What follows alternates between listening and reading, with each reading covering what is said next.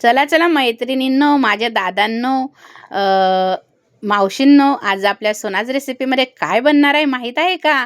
तर तुम्हाला सांगू का? सोनाज रेसिपीमध्ये आज गिलके घोसाळे म्हणजेच डब्यासाठी परफेक्ट भाजी चमचमीत अशी बनणार आहे. नमस्कार, मी स्वाती. सोनाज रेसिपीमध्ये तुमचे खूप अगदी मनापासून स्वागत करते. चला तर मग वेळ न घालवता रेसिपीला सुरुवात करूया. रेसिपी कुठंही न स्किप करता संपूर्ण बघा.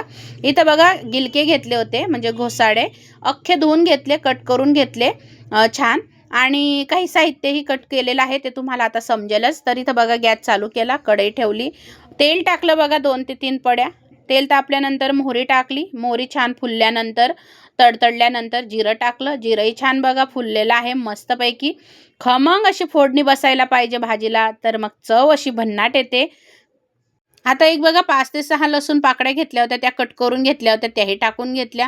लसूण छान असा सोनेरी रंगावर परतल्यानंतर कढीपत्ता टाकला.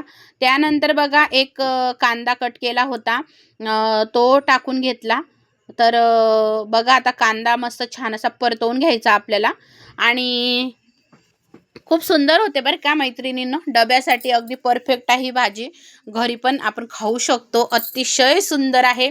आता बघा इथं मी एक टोमॅटो कट केला होता, तोही टाकून घेतला. माझ्या पद्धतीने तुम्ही ही गिलके घोसाळे भाजी नक्की बनवून बघा. तुम्ही नेहमी नेहमी बनवाल, अगदी गिलके न खाणारे खायला लागून जातील अशी ही भाजी आहे. आता टोमॅटो परतल्यानंतर 1 चम्मच हळद पावडर गेली. त्यानंतर बघा 2 चम्मच लाल मिरची पावडर गेली, 1 चम्मच धना जिरा पावडर गेली. आता बस मी इथं गरम मसाल्याचा वापर केलेला नाही, तुम्हाला जर करायचं तर तुम्ही करू शकतात. मी हळद पावडर, लाल मिरची पावडर आणि धना जिरा पावडर वापरलेली आहे. गरम मसाल्याचा वापर मी केलेला नाही.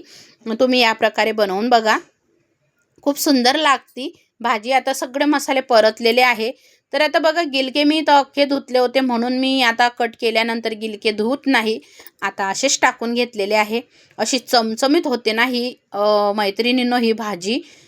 दादांनो, मावशींनो, खरं सांगते भन्नाट होती, खूप छान होती. तर बघू शकता छान असे. तर आमचे भाऊ पण रेसिपी बघत असतात, म्हणून दादांनो पण बोलली.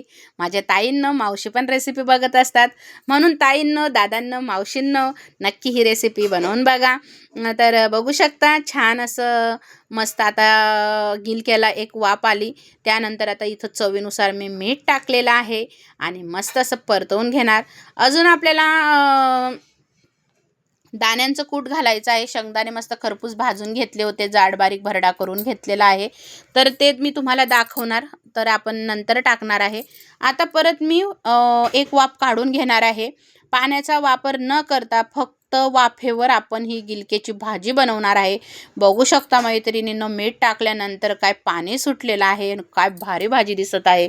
अगदी भन्नाट चवीची ही गिलक्याची भाजी, बघता क्षणी खावीशी वाटणारी अशी ही भाजी आहे. तर नक्की मैत्रिणींनो, दादांना, मावशींना बनवून बघा तुम्ही ही भाजी, तुम्हाला नक्की आवडेल. आता मस्त परतवून घेणार आहे. आणि बघा गिलके पण असे आता आपले मऊ झालेले आहे. तर तुम्हाला जर थोडा रस्सा पाहिजे असेल तर तुम्ही थोडंसं पाणी टाकू शकतात. आता बघा गिलके मस्त छान शिजलेले आहे घोसाळे. आता मी नंतर इथं मी जो मी तुम्हाला म्हटली शेंगदाणे भाजून घेतले होते आणि दाण्यांचा भरडा करून घेतला, तो टाकून घेतला. मस्तपैकी ही भाजी अशी चवीला छान लागते.